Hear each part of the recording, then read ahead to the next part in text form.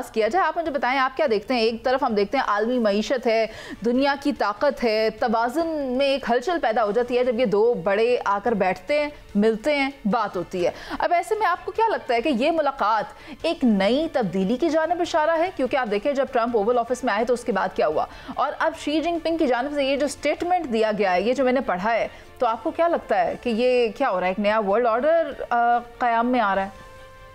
बहुत शुक्रिया मरीज़ा, आपने इन्वाइट किया।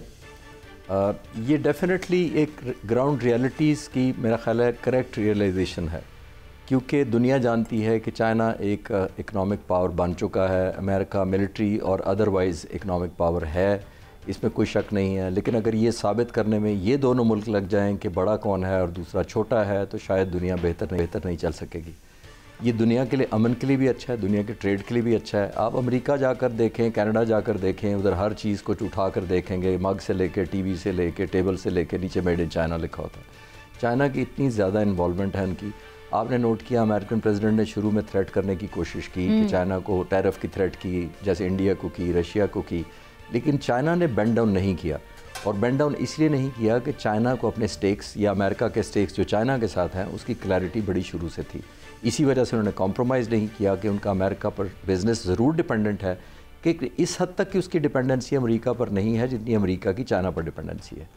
मुझे याद आता है एक दफ़ा प्रेसिडेंट ओबामा जब सदर थे तो उस एक मीटिंग में उनसे किसी ने गिला किया और ये कहा कि हम जो चीज़ बनाते हैं, जो इन्वेंशन करते हैं, जो नई चीज़ ईजाद करते हैं, वो हम चाइना को उसके प्रिंट्स या कोड्स दे देते हैं और उसकी डाइज और कास्टिंग दे देते हैं। उसके बाद चाइना मोबाइल से लेके, टीवी से लेके, इलेक्ट्रॉनिक्स से लेके हर चीज़ चाइना बनाना शुरू कर देता है। तो इस तरह तो हम रिसर्च करते जाते हैं और वो एक प्रोडक्शन करके इकॉनमी में स्ट्रॉन्ग होते जा रहे हैं। तो अमेरिकन प्रेसिडेंट ने बहुत अच्छी बात कही थी। ओबामा ने कहा था कि हम इन्वेंशन से अपनी इतनी ज़्यादा लीड रखते हैं और इस तरह हम चाइना को अपने ऊपर इतना डिपेंडेंट रखते हैं कि ये काम जो हम उसको दे रहे हैं ये कोई भी कर सकता है, जो काम हम कर रहे हैं वो चाइना नहीं कर सकता, यानी इन्वेंशन का। तो आप विजुलाइज करें कि उनकी विजन ये थी कि हम इन्वेंट करेंगे, हम नए तरीके ईजाद करेंगे, हम ऐसी चीज़ ईजाद करेंगे जो दुनिया के पास ना हो और चाइना को उसकी मैस प्रोडक्शन के लिए दे देंगे। लेकिन चाइना ने भी उसका भरपूर फ़ायदा उठाया, उसने मैस प्रोडक्शन की और ज़्यादा ज़ाहिर है उन्हीं मुल्कों को अपनी चीज़ें सेल की या ट्रेड किया। बहुत ज़्यादा ट्रेड है डिपेंडेंट अमेरिका का इस वक्त, ये बहुत अच्छी एक एलिमेंट ऑफ रियलाइजेशन है।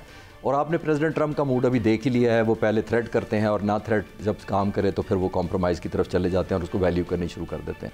तो ये एक उसी का कंटिन्यूएशन मुझे लगती है और आने वाले वक्तों में मुझे लगता है कि इकॉनमी दुनिया की ओवरऑल भी एक बेहतरी इसलिए आएगी जब दो फोर्सेस टेरफ वॉर में चली जाती हैं, कन्फ्रंटेशन में चली जाती हैं। वो दुनिया के लिए ना इकनॉमिकली अच्छा होता है, ना एक ओवरऑल पीस के लिए अच्छा होता है। काबिल एहतराम एयर कमांडोर साहब, आप GNN तशरीफ़ लाए, GNN का विज़िट किया और प्रोग्राम में भी बैठे, लाइव स्टूडियो में बैठे, हम आपके बहुत मशकूर हैं।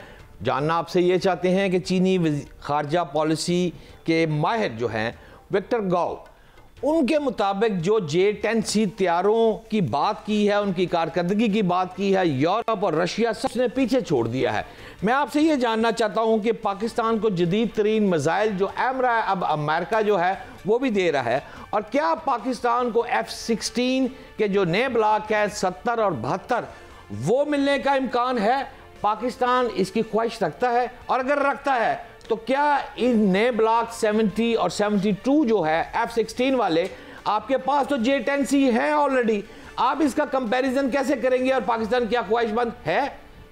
एयर कमांडोर साहब जी सब ये देखिए, थोड़ा सा मैं फिर तारीख़ की तरफ फ्लैशबैक करके इसका जवाब बेहतर दे पाऊँगा कि जब 2019 का वाक़या हुआ था अभिनंदन वाला, तो हमारे पास जब F-16 थे और F-17 थंडर थे, उनकी मिसाइल्स की रेंज तकरीबन 70 किलोमीटर के करीब थी।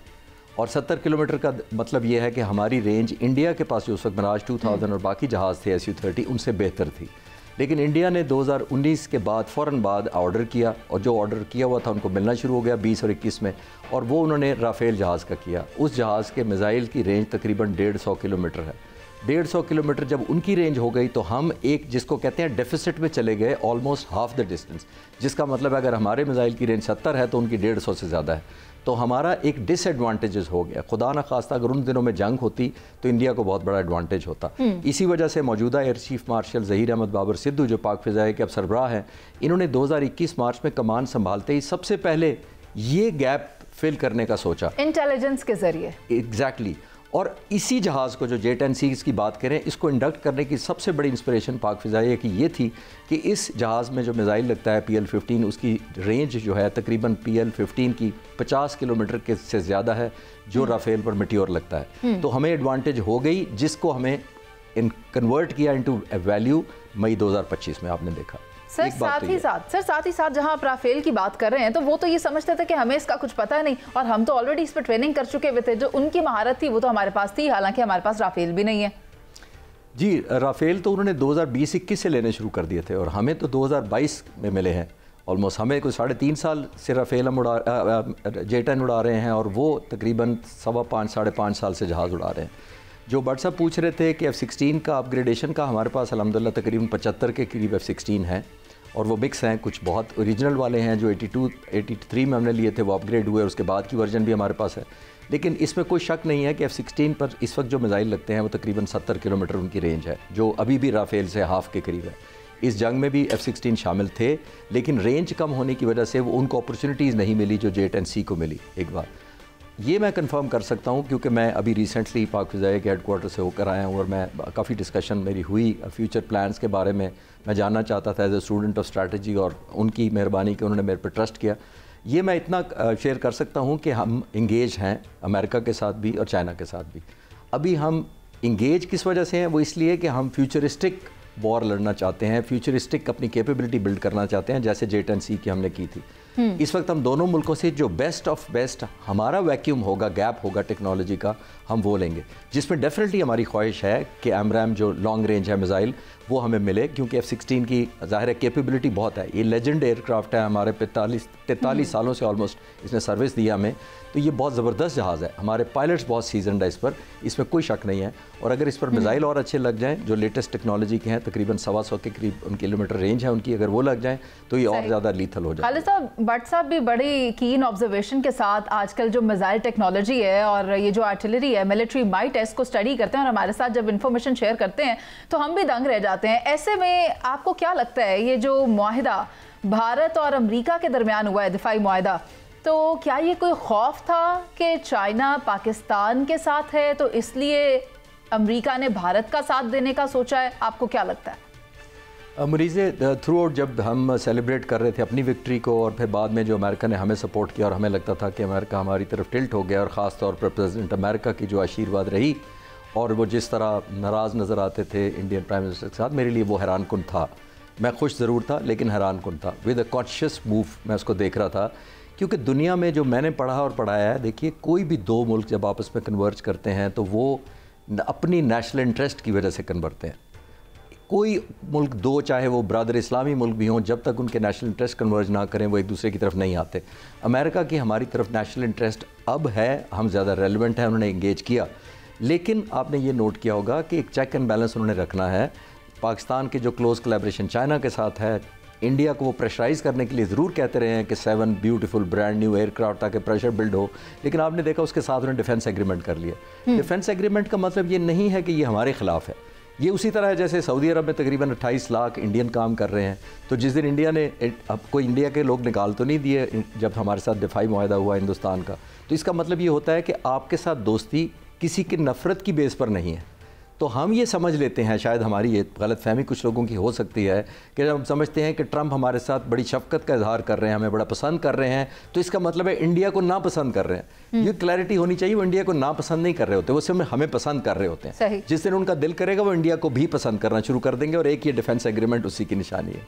काबिल एहतराम आप दुरुस्त फरमा रहे हैं, लेकिन जो मुनीज़ मोइन साहबा ने अभी सवाल किया है आपसे, मेरी थोड़ी सी तिश्तगी रह गई है। तिश्तगी मेरी ये है अभी तक कि पाकिस्तान में कुछ अवामी हलके जो हैं, आम जैसे मेरे जैसे सादा से लोग हैं, वो थोड़े से परेशान हैं कि 10 साल जो दफाई फ्रेमवर्क पर दस्तखत हुए हैं अमेरिका और इंडिया के, तो वो जो असला लेटेस्ट लेगा, हम तो अपना और चाइना का ये दो इस्तेमाल करके उसको शिकस्तफाश किया था। अब लेटेस्ट किस्म का जब असला वो वहां से बाय कर रहा है, तो काइंडली जरा अब हमें आसान जबान में फिर कंपैरिजन कर दे कि हमें परेशान होने की जरूरत तो नहीं। बट साहब साथ साथ मिलिट्री माइट भी जाते जाते, क्योंकि गालिबन आखिरी सवाल होगा, तो सर मिलिट्री माइट का भी बताइएगा कि किसकी ज्यादा है, चीन या अमेरिका?